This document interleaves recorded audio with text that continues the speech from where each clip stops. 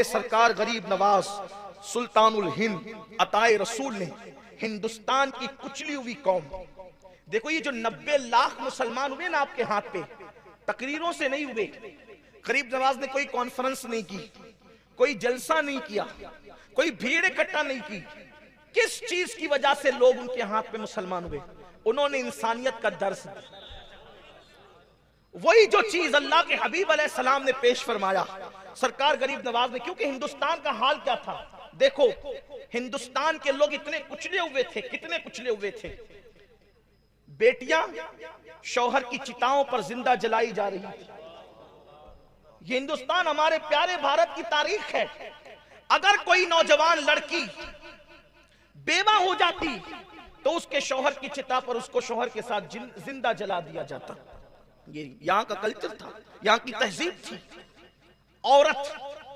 औरत को पाप समझा जाता था, औरत को जुए में हार दिया जाता था, जुए में औरत हार दी जाती थी। तारीख है, कभी कभी एक एक औरत के साथ इसी हिंदुस्तान के अंदर 5-5 भाई शादी करते थे। तारीख है इस मुल्क की। हमारा भारत बड़ा अजीम है, बड़ा महान है भारत, बड़ा प्यारा है भारत। लेकिन मुल्क हमेशा अच्छा रहा है।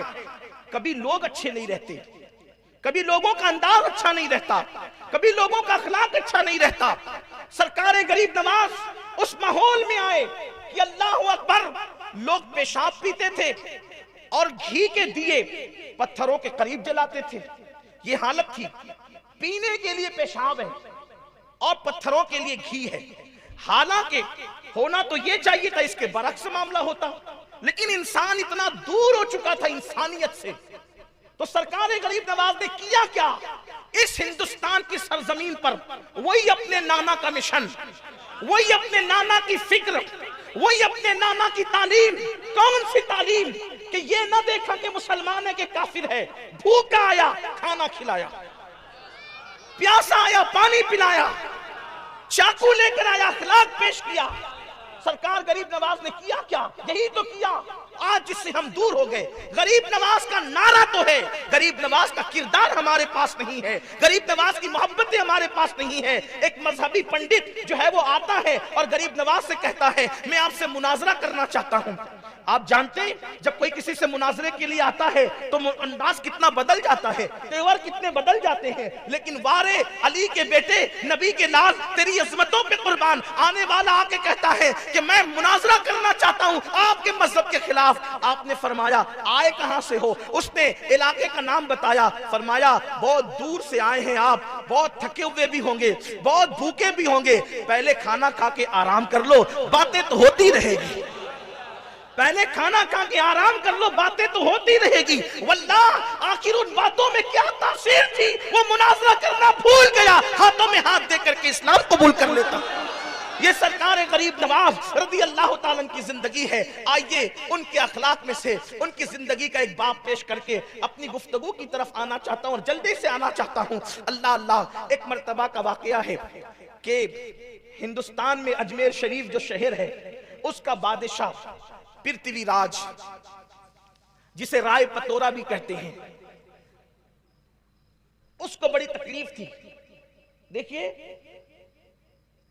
अहले हक से अहले इक्तिदार को बहुत तकलीफ होती है, क्योंकि उनको पता होता है कि जो काम तलवारें नहीं कर सकती वो अहले हक का किरदार करता है।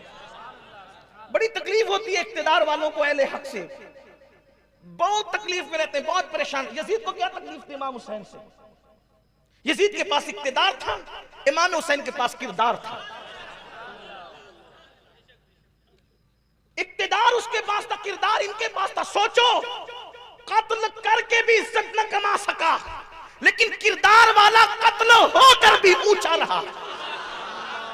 लोग कहते हुसैन का सर नेज़े पे है, हम कहते देख तो सही, काटने वाला नीचे है, कटवाने वाला ऊपर है।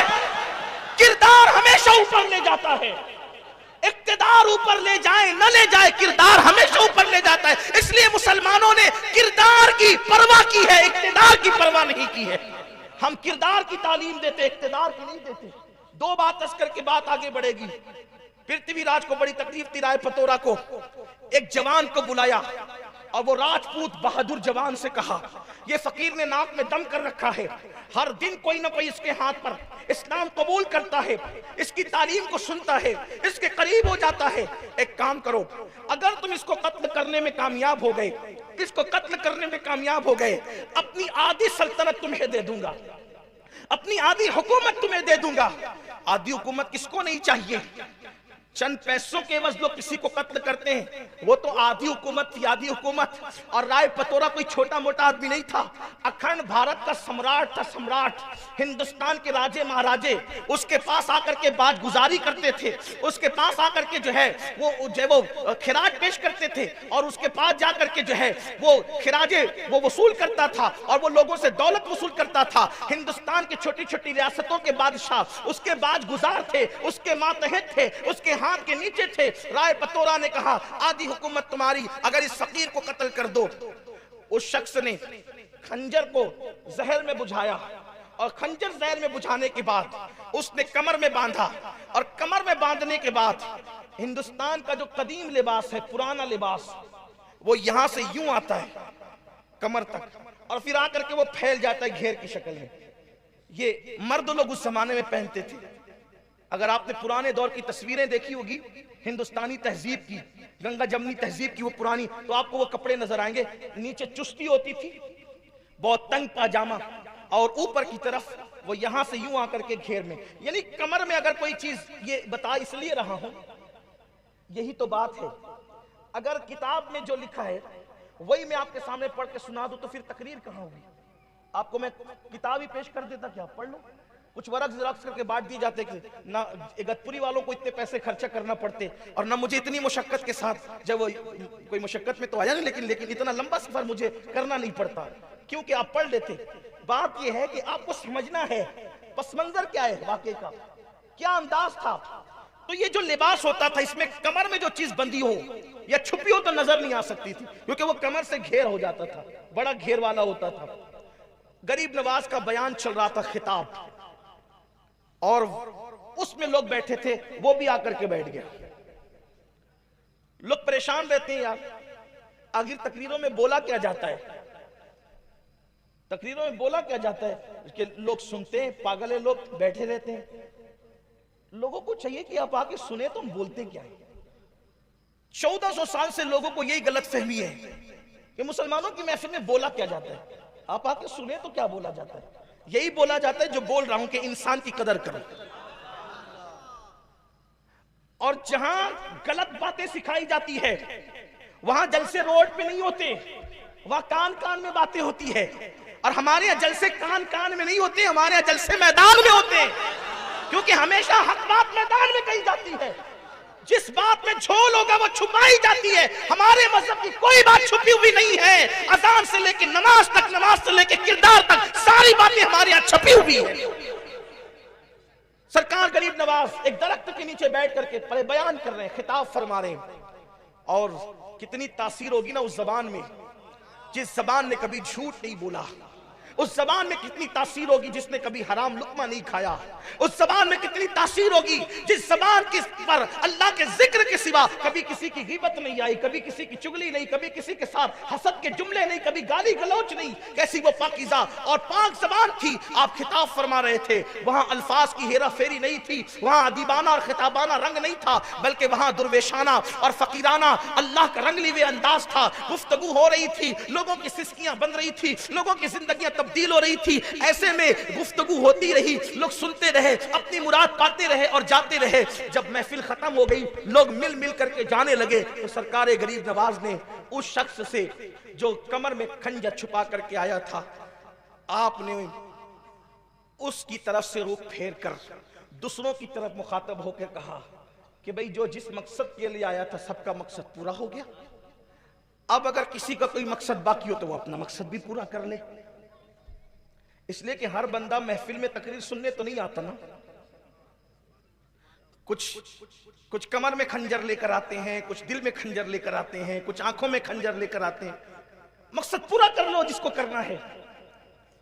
लोगों ने बातें की, बात खत्म हो गई। फिर जब देर और गुजरी, कुछ लोग और खत्म हो गए और चले गए। सरकार गरीब नवाज ने फिर डायरेक्ट उससे मुखातब हो गए। मैं कह रहा हूं कि सबके मकासद पूरे हो गए, जो जो मुराद लेके आया था उसकी मुराद पूरी होगी, आप भी अपनी मुराद पूरी कर ले। अंदाज देखें गुफ्तगू।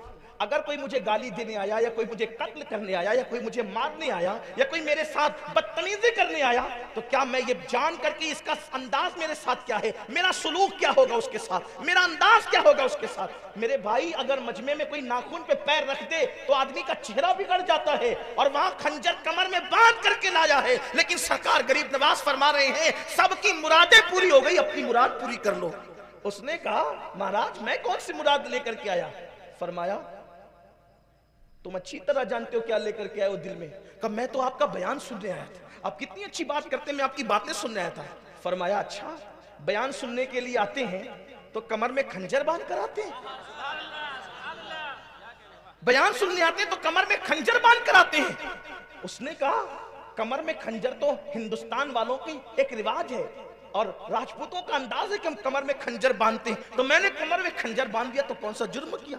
कहा अच्छा, खंजर बांधना अगर हिंदुस्तान वालों के यहाँ रस्म रिवाज है, तो बादशाह के महल में जाकर किसी की जान पर आधी सल्तनत का सौदा करना, यह भी हिंदुस्तान वालों का रिवाज है कि उस फकीर को कत्ल करके आधी सल्तनत कमाएंगे, ये भी हिंदुस्तान वालों का रिवाज है। अल्लाह अकबर।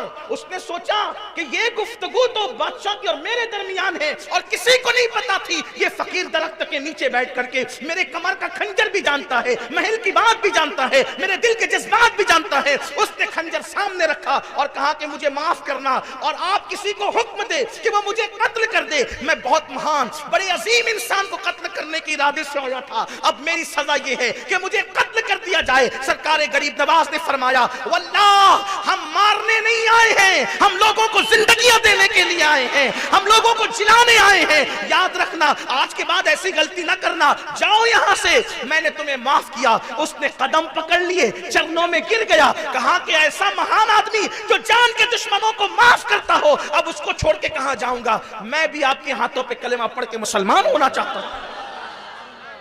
सरकार गरीब नवाज ने उसको ईमान की दौलत अता की, और उसके बाद फिर फरमाया मांग क्या मांगता है, आज मांग ले मुझसे क्या मांगता है। उसने गरीब नवाज से मांगा, बड़ा होशियार निकला वो।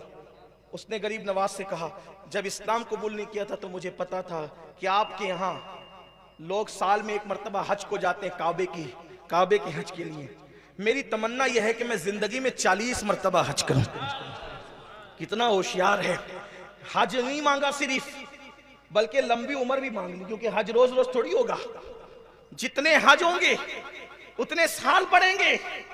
उसने कहा कि मैं 40 हज करना चाहता हूं, और फिर तमन्ना यह है जब 40वें हज के लिए जाऊं तो फिर लौट कर नहीं आऊं, मक्के ही में मेरा विसाल हो जाए।